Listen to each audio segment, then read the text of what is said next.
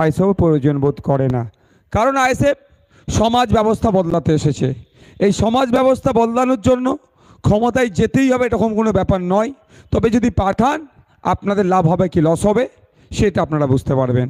কারণ এটা একটা পঞ্চায়েতের নির্বাচন নয় যে আমার ওই প্রার্থীকে ভালো লাগলো না ওর পরিবর্তে ওকে প্রার্থী দিয়ে করে জিতালাম।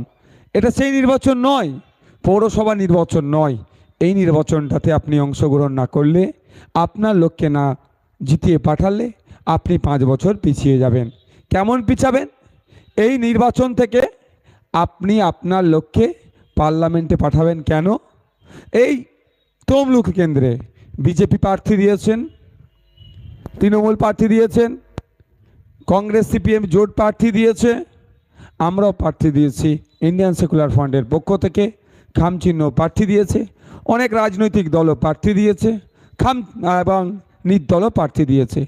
অনেকের অধিকার আছে কন্টেস্ট করার, কেউ আটকাতে কাউকে পারবে না। কিন্তু কথা, এই নির্বাচনী ক্ষেত্রের প্রায় 17 লক্ষ মতো মানুষ আছেন। আপনারা মূল্যবান ভোট দিয়ে যার পক্ষে ভোট কাউন্ট যখন হবে, গণনা যখন হবে, যে ভোট বেশি পাবে সে এন্টায়ার তমলুক কনস্টিটিউয়েন্সির পার্লামেন্ট কনস্টিটিউয়েন্সির তিনি হচ্ছেন জনপ্রতিনিধি হবে। তার কাজ কি হবে?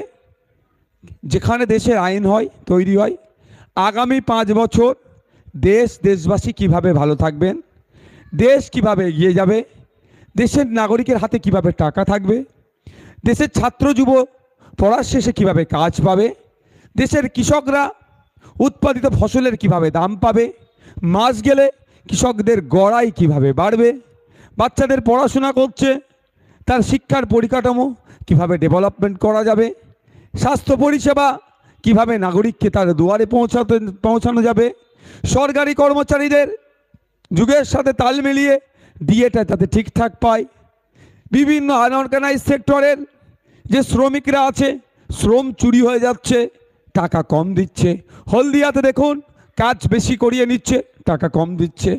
এই যে সমস্যাগুলো আছে এইগুলো সমাধানের জায়গা কোথায়? দেশের আইনসভা, রাজ্যের আইনসভা। এখন দেশের আইনসভা নির্বাচন হচ্ছে।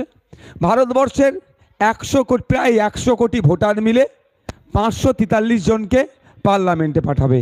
ওই 543 জনের কাজই হচ্ছে এই যে সমস্যাগুলো বললাম, যে বিষয়গুলো বললাম, সেই বিষয়ে নতুন নতুন আইন তৈরি করা বা আইনের সংযোজন করা বা বিয়োজন করা। অ্যামেন্ডমেন্ট করুন বা যাই করুন সবটাই নাগরিকের পক্ষে হতে হবে। কিন্তু দুঃখের বিষয়, আমরা বিগত 5 বছরের জন্য যাকে পার্লামেন্টে পাঠিয়েছিলাম, হলদিয়ার যারা শ্রমিকরা আছেন তারা ভেবেছিল ভোট দিয়ে পার্লামেন্টে পাঠাবো, শুভেন্দু অধিকারীর ভাই আমাদের হয়ে কথা বলবে, পার্লামেন্টে যাবে, তৃণমূলের প্রার্থী পার্লামেন্টে যাবে, জনগণের এমপি হয়ে যাবে। আমার শ্রম চুরি করা হচ্ছে, আমাকে 18 ঘন্টার বেশি 10 ঘন্টা 12 ঘন্টা কাজ করিয়ে নেওয়া হচ্ছে, ন্যূনতম মজুরি দিচ্ছে না। আমার হয়ে কথা বলবে দেশের লেবার মিনিস্টারকে যে আমাকে 8 ঘন্টা যাতে বেশি না কাজ করতে হয় তার কথা বলবে। কিন্তু বন্ধুগণ, যাকে পাঠিয়েছিলেন সেই শুভেন্দু অধিকারীর ভাই আর দেবাংশুদের দলের পক্ষ থেকে গিয়েছিল, খোঁজ নিয়ে দেখুন সে ব্যর্থ হয়েছে, সে আপনার কথা বলেনি। আপনি এই হলদিয়া, আপনি এই তমলুকের, আপনি এই কলাঘাটের মানুষ ভোট দিয়ে পার্লামেন্টে কেন পাঠিয়েছিলেন? আপনার এলাকার বাচ্চাগুলোর জন্য শিক্ষার পরিকাঠামো আমূল পরিবর্তন হওয়া দরকার। শিক্ষার পরিবেশ নাই, স্কুল থাকলে চক নাই, ডাস্টার নাই, টিচার নাই, ছাত্র শিক্ষক রেশিও মেনটেন হচ্ছে না। এই সমস্যাগুলোকে সমাধান হওয়ার জন্য ভাই মাইকটা তো মানে আওয়াজটা টেনে নিচ্ছে কেন ভিতর দিকে? প্রত্যেককে বলবো, আমি গুটি কয়েক কথা বলবো, একটু মনোযোগ সহকারে শুনবেন। ভালো লাগলে আইএসএফকে ভোট দেবেন, না ভালো লাগলে যাদের ভালো লাগবে তাকে দেবেন। জোর জবরদস্তি কিছু নাই। রাতের অন্ধকারে 500 টাকা বিরিয়ানির প্যাকেট ভয় দেখিয়ে ভোট নেওয়ার আইএসএফ প্রয়োজন বোধ করে না। কারণ আইএসএফ সমাজ ব্যবস্থা বদলাতে এসেছে। এই সমাজ ব্যবস্থা বদলানোর জন্য ক্ষমতায় যেতেই হবে এরকম কোনো ব্যাপার নয়। তবে যদি পাঠান আপনাদের লাভ হবে কি লস হবে সেটা আপনারা বুঝতে পারবেন। কারণ এটা একটা পঞ্চায়েতের নির্বাচন নয় যে আমার ওই প্রার্থীকে ভালো লাগলো না ওর পরিবর্তে ওকে প্রার্থী দিয়ে করে জিতালাম। এটা সেই নির্বাচন নয়, পৌরসভা নির্বাচন নয়। এই নির্বাচনটাতে আপনি অংশগ্রহণ না করলে, আপনার লোককে না জিতিয়ে পাঠালে আপনি 5 বছর পিছিয়ে যাবেন। কেমন পিছাবেন? এই নির্বাচন থেকে আপনি আপনার লক্ষ্যে পার্লামেন্টে পাঠাবেন। কেন?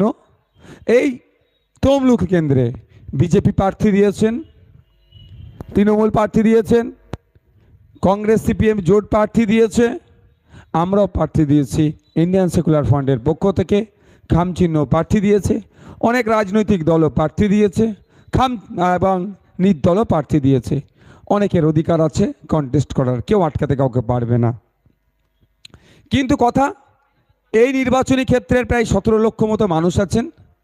আপনারা মূল্যবান ভোট দিয়ে, যার পক্ষে ভোট কাউন্ট যখন হবে, গণনা যখন হবে, যে ভোট বেশি পাবে সে এন্টায়ার তমলুক কনস্টিটিউয়েন্সির, পার্লামেন্ট কনস্টিটিউয়েন্সির তিনি হচ্ছেন জনপ্রতিনিধি হবে। তার কাজ কি হবে?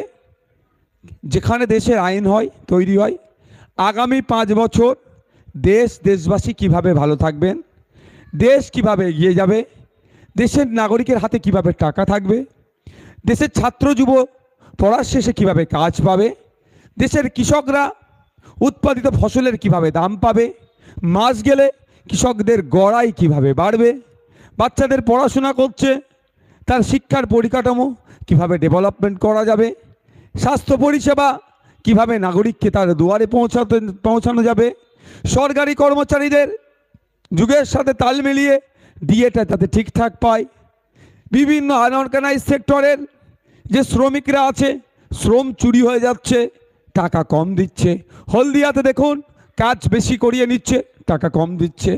এই যে সমস্যাগুলো আছে, এইগুলো সমাধানের জায়গা কোথায়? দেশের আইনসভা, রাজ্যের আইনসভা। এখন দেশের আইনসভা নির্বাচন হচ্ছে। ভারতবর্ষের 100 কোটি, প্রায় 100 কোটি ভোটার মিলে 543 জনকে পার্লামেন্টে পাঠাবে। ওই 543 জনের কাজই হচ্ছে এই যে সমস্যাগুলো বললাম, যে বিষয়গুলো বললাম, সেই বিষয়ে নতুন নতুন আইন তৈরি করা বা আইনের সংযোজন করা বা বিয়োজন করা। অ্যামেন্ডমেন্ট করুন বা যাই করুন, সবটাই নাগরিকের পক্ষে হতে হবে।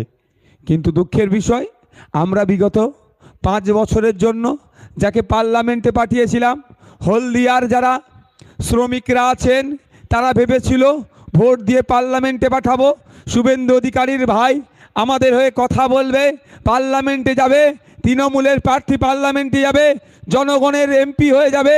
আমার শ্রম চুরি করা হচ্ছে, আমাকে 18 ঘন্টার বেশি 10 ঘন্টা 12 ঘন্টা কাজ করিয়ে নেওয়া হচ্ছে, ন্যূনতম মজুরি দিচ্ছে না।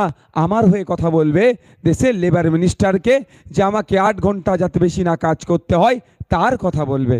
কিন্তু বন্ধুগণ, যাকে পাঠিয়েছিলেন সেই শুভেন্দু অধিকারীর ভাই আর দেবাংশুদের দলের পক্ষ থেকে গিয়েছিল, খোঁজ নিয়ে দেখুন সে ব্যর্থ হয়েছে, সে আপনার কথা বলেনি। আপনি এই হলদিয়া, আপনি এই তমলুকের, আপনি এই কলাঘাটের মানুষ ভোট দিয়ে পার্লামেন্টে কেন পাঠিয়েছিলেন? আপনার এলাকার বাচ্চাগুলোর জন্য শিক্ষার পরিকাঠামো আমূল পরিবর্তন হওয়া দরকার।